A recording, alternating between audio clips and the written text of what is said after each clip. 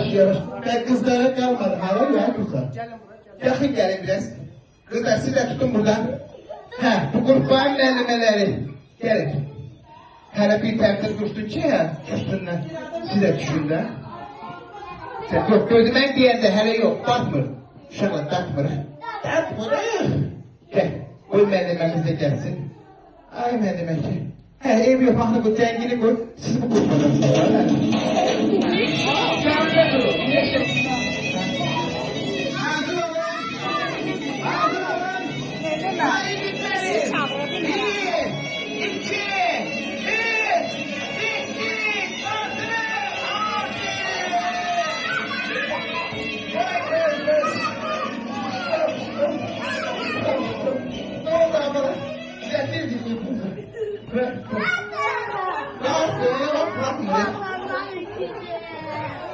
Ay kızım bırak tutmayı baksana gel bırak.